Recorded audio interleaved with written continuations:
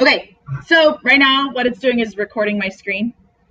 So the students are going to be able to see this. Oh, so this is not green. Wait, this is notes. Can they see us? No. What they see is what's on the screen. Charlie, you have a question? What screen? Screencastify. It's actually it's a Google. It's an add-on for Chrome. I'm pretty sure. Actually, you're all going to end up using it for your smells assessment second semester. That's why I have it on my computer. Hey, everybody, say hi to 1B. Say hi. Hi, 1B. Hi, 1B. All right, here we go. Notes for lesson 14. So everybody should have their notes open to their lesson 14 notes. Talk about naturally occurring isotopes. So you guys did an activity where you were looking at the chart or the table of naturally occurring isotopes. That's something that you will need to have to know how to use for your exam, okay?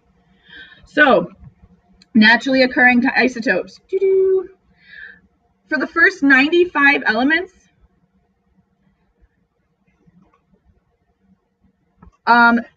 we have 1 to 10 isotopes per element, okay? 1 to 10 isotopes per element.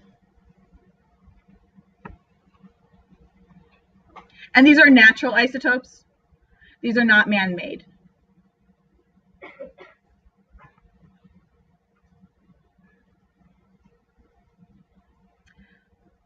So the words atom, isotope, and element are all interrelated. Well, what do I mean by that? Well, by interrelated, I mean you can refer to an isotope as an atom. You can refer to an isotope as an elemental atom. It's an element, okay? It's not a compound because a compound would be more than one atom, all right? But an isotope is a specific type of atom, okay? Let's see if we can focus this again. All right, so an isotope is a type of atom. All right, so you need to be able to distinguish between the three of these, but know that more often than not, you can replace one with the other when you're speaking, okay? So atom just being the smallest unit that maintains intrinsic properties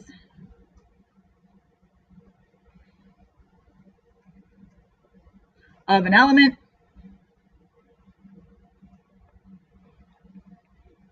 An element is the simplest form of substance. And then an isotope, sorry, I know it's kind of messy, but you know. An isotope is an atom with a different number of neutrons.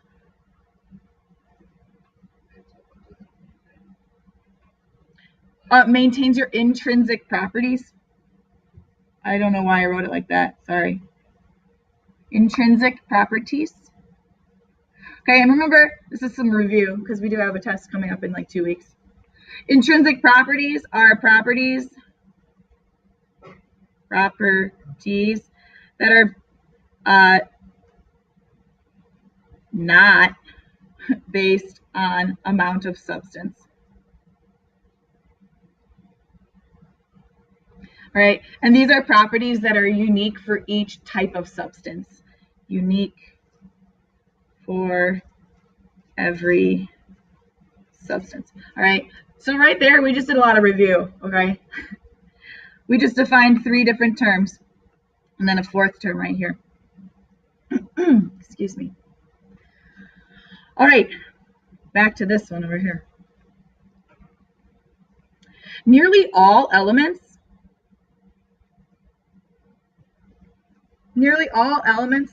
have have at least one proton for every neutron.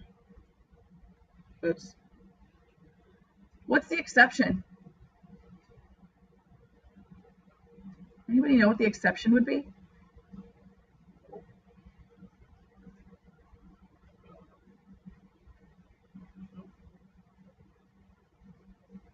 Oh, hydrogen. Right?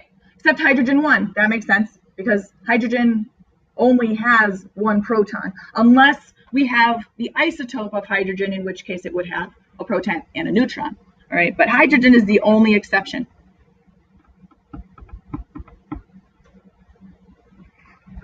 All right, so the reason why we have neutrons in our nucleus is really to maintain the stability of our nuclei. All right, if your nucleus is not stable, it's considered radioactive. Unstable nucleus, radioactive. And if something is radioactive, it wants to become stable again, okay? So if it's unstable, it wants to become stable.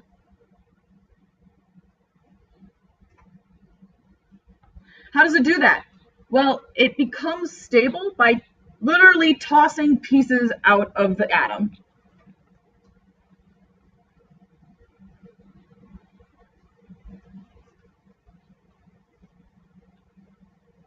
And next period, we're actually going to be learning about what these particles are, okay? This is what creates radiation. This is what created the Hulk, okay? Gamma radiation, those are particles that were being tossed out of unstable isotopes. Okay, so a radioactive isotope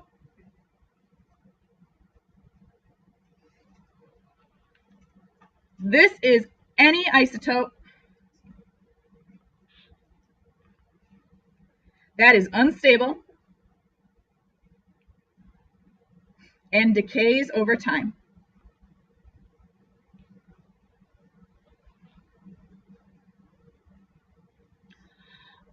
All elements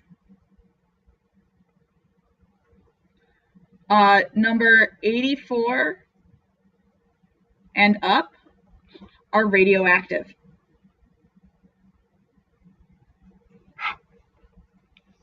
So that's after bismuth, all right? Bismuth is number 83. So that is the last non-radioactive isotope after bismuth, which is number 83. Oops.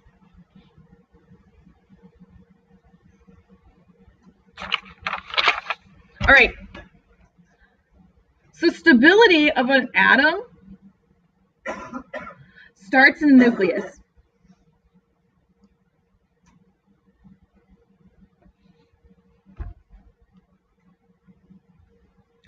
Most isotopes have more neutrons than protons.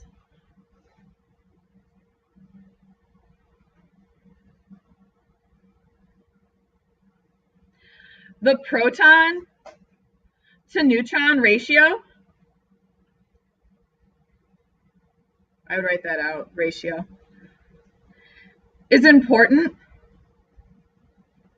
in determining whether something is stable or not.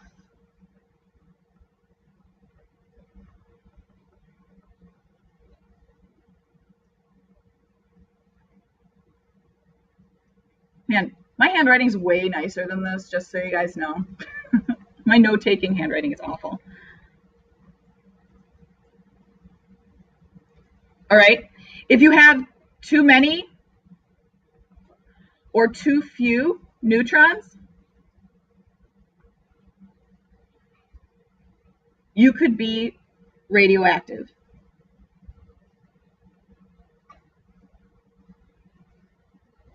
All right, and really the key idea that I'm trying to get across here is that